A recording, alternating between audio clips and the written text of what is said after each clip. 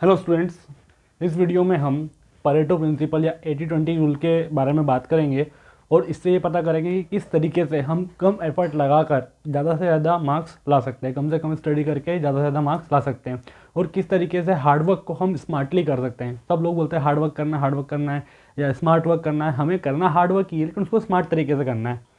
तो अपन शुरू करते हैं। सबसे पहले अपन बात करते हैं परेटो प्रिंसिपल की।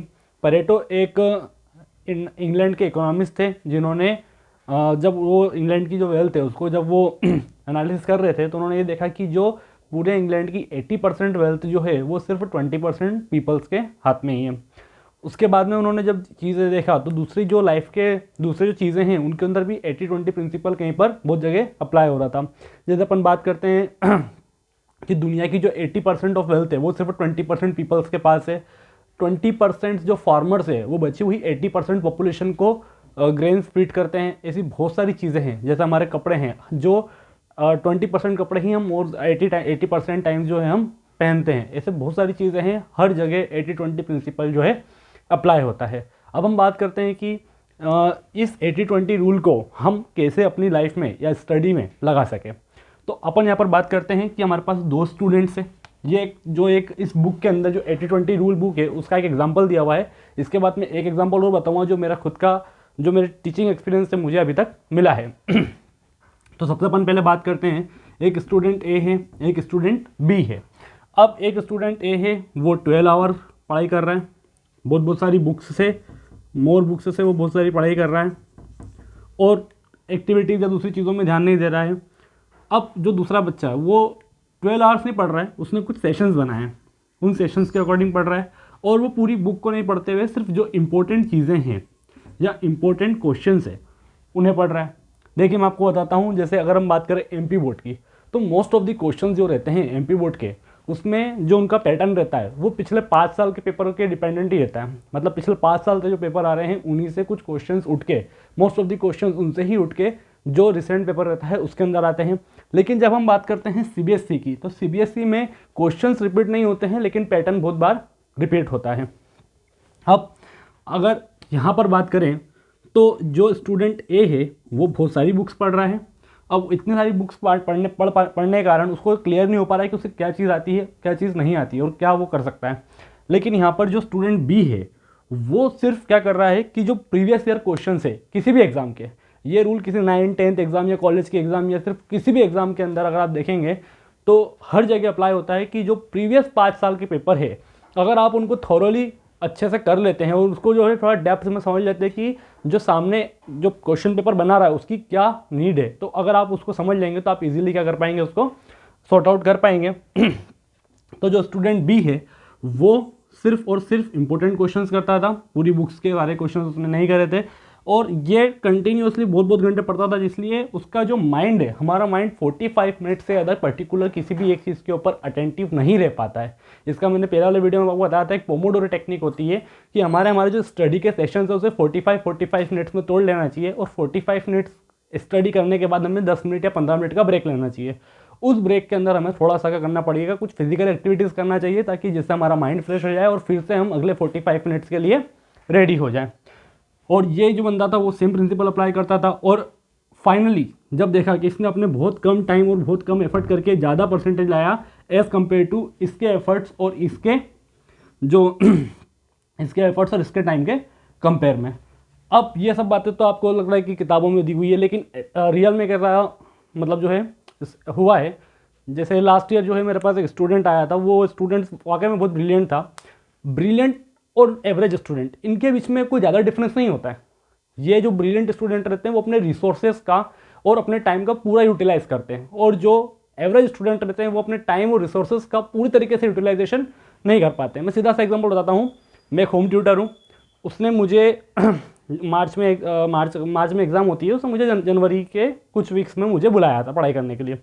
अब उसके मुझे 1 आवर डेली आना रहता था पढ़ाने के लिए। वो बंदा पहले से ही बहुत सारे क्वेश्चन सॉल्व करके रखता था।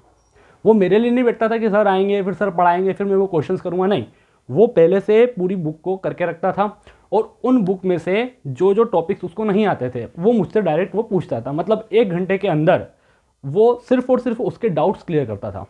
जिससे उससे क्या हुआ कि उसने जो पूरा साल भर का कोर्स है वो 2 महीने के अंदर पूरा अच्छी तरीके से कवर अप कर लिया था। सेकेंड थिंग, उसने अगर कि जो अलग अलग स्कूल्स के पेपर हो रहे थे या जो अलग अलग कोचिंग इंस्टीट्यूट थे जो अपने पेपर जो एक मॉक टेस्ट बनाते थे वो सारे पेपर उसने कलेक्ट कर लिए। उसमें भी उसने एक चीज़ पैटर्न देखी कि बहुत सारे क्वेश्चन जो है या जो पैटर्न ऑफ क्वेश्चन है वो बहुत सारे क्वेश्चंस में सिमिलर है। तो उन्होंने सिर्फ और सिर्फ वही जो क्वेश्चंस है उन्हीं क्वेश्चंस की अच्छे से प्रैक्टिस करी और ये सब करने के बाद उसे 90% मिले लास्ट 10th एग्जाम में। तो आपको भी यही करना है, आपको सबसे पहले एनसीईआरटी पूरी अच्छी तरीके से कंप्लीट करना है और एनसीईआरटी कंप्लीट करने के बाद आपको जितने भी प्रीवियस ईयर क्वेश्चंस मिल रहे हैं या फिर आपको कोई सैम्पल पेपर मिल रहा है, किसी और स्कूल का प्री बोर्ड का पेपर मिल रहा है, तो वो सारे पेपर्स आपको जितने आप अवेलेबल रिसोर्सेज कर सकते हैं उतने करिए और उन पेपर्स को ही सिर्फ सॉल्व करते रहिए। तो उससे आपका एक जो है कंसेप्ट बिल्डिंग हो जाएगा, ये क्वेश्चन को कितने तरीके से वो घुमाकर पूछ सकता है। तो इसलिए आपको ये सारी चीज़ें करनी है। अब हम इस वीडियो में आगे हम डिस्कस करेंगे कि किस तरीके से जो 10th के स्टूडेंट्स हैं वो अपनी प्रिपरेशन कर सकते हैं, कम से कम जो है आप स्टडी करके अच्छे से अच्छे मार्क्स लेके आ सकते हो, उसकी स्ट्रेटेजी पर अपन अब बात करते हैं। देखिए, मैथ्स की जो स्ट्रेटेजी है अगर हम वो बनाएंगे तो मैथ्स के अंदर टोटल 15 चैप्टर है। मैथ्स के अंदर टोटल जो है 15 चैप्टर है और 15 चैप्टर में से इस बार एक चैप्टर जो है कंस्ट्रक्शन का वो ओमिट कर दिया है, तो 1 ओमिटेड है। Then we have to study only 14 chapter. अब अगर आपने अभी तक कोई पढ़ाई नहीं करी है या आपको कुछ नहीं आता है तो अब अपने को क्या करना है कि इन 14 चैप्टर्स के साथ एक साथ फोकस नहीं करना है। सबसे पहले आपको 5 सबसे इजी चैप्टर्स जो हैं उनके ऊपर फोकस करना है जिनसे हमें ज़्यादा से ज़्यादा मार्क्स आ सके। जैसे अगर हम बात करते हैं पहला चैप्टर जो बहुत इजी है, एक ही फॉर्मूला है और बहुत ही इजीली उसको हम अंडरस्टैंड कर सकते हैं और बहुत ही इजीली उसको समझ के उसको सॉल्व कर सकते हैं, वो है प्रोबेबिलिटी। सबसे पहले प्रोबेबिलिटी उठा लो, 1-2 एक्सरसाइज है और बहुत ही नॉर्मल सी जो हम बचपन से सांप सीढ़ी खेलते हुए आ रहे हैं या जो हम ताश के पत्ते खेलते हुए आ रहे हैं उसके ऊपर ही बेसिस के ऊपर से क्वेश्चन रहते हैं और बहुत ही इजी क्वेश्चन रहते हैं और एक ही फॉर्मूला है कि फेवरेबल आउटकम अपन में टोटल आउटकम, उससे हम इसके किसी भी क्वेश्चंस को सॉल्व कर सकते हैं। तो अगर हमने प्रोबेबिलिटी में सिर्फ हमें एक फॉर्मूला पढ़ना है, ठीक है। दूसरी बात करते हैं हम स्टैटिस्टिक्स की। स्टैटिक्स में जो है 3 चीज़ें हैं, mean, mode, median. Mean, mode, median, इन 3 चीज़ों के ऊपर हमें ये मान के चलिए मोड और मीडियन का तो सिर्फ एक ही फॉर्मूला होता है, मीन के 2 फॉर्मूले होते हैं। तो अगर हम ऐसे 2 या 3 फॉर्मूले होते हैं मीन के, एक शॉर्टकट मेथड होती है, एक लॉन्ग मेथड होती है, तो ऐसे मिलाकर अगर हम बात करें तो टोटल मिला के 4 फॉर्मूले हो रहे हैं। तो स्टैटिक्स के मीन, मोड, मीडियन में हमें कितने हो रहे हैं? सिर्फ 4 फॉर्मूले हो रहे हैं। इसके बाद हम बात करते हैं थर्ड जो आपका इंपॉर्टेंट चैप्टर है वो है application of trigonometry. Application of trigonometry, अगर आपने ट्रिग्नोमेट्री का बहुत बेसिक भी पढ़ा है तो ये चैप्टर आपका सबसे स्कोरिंग चैप्टर हो सकता है, क्योंकि इसमें से 3 या 4 नंबर का डेफिनेटली एक क्वेश्चन आता है। और इस चैप्टर की खास बात ये है कि इसमें फॉर्मूले ज़्यादा नहीं है, बस वो साइन, कॉस, टेन वही है और उनके जो रेशियोज है उनकी वैल्यूज हमें याद रखनी है जो बहुत ईजिली याद हो जाती है। मैं उसके ऊपर भी एक वीडियो बनाऊंगा किस तरीके से हम पूरी टेबल को याद कर सकते हैं।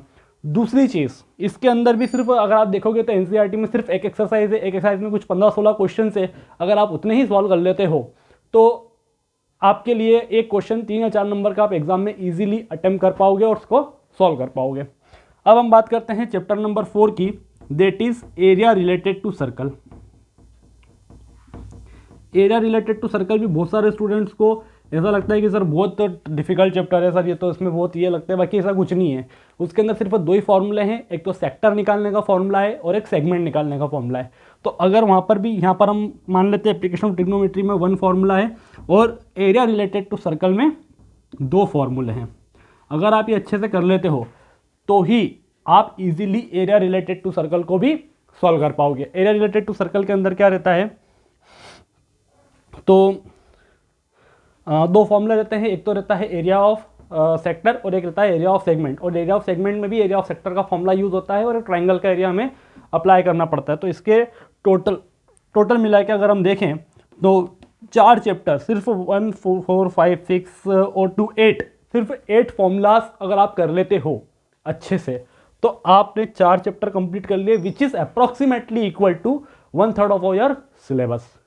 थोड़ा सा ज़्यादा हो सकता है, बट इतने भी अगर आपने चैप्टर अच्छे से कर लिए तो फिर आप इसको ईजिली अटेम्प्ट कर सकते हो, ईजिली आप जो है कर सकते हो। उसके बाद में जैसा अगर आपका एक रिस्क कवर हो जाता है कि हाँ मैंने ये सारे चैप्टर्स कर लिए हैं, अब मैं फ्री हूँ कि अब मैं और पढ़ सकता हूँ, तो फिर आप और पढ़िए। लीनियर इक्वेशन इन 2 वेरिएबल बहुत ईजी है, सिर्फ 2 मेथड है, एलिमिनेशन मेथड, सब्स्टिट्यूशन मेथड।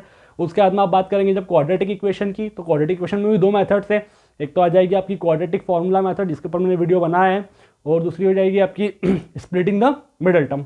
तो इस तरीके से आप बहुत ईजी तरीके से आप जो है अचीव कर सकते हैं। अच्छा, मैं ये नहीं बोल रहा हूँ कि आपको इसमें हार्डवर्क नहीं करना है, हार्डवर्क आपको करना है, लेकिन उसको स्मार्ट तरीके से करना है।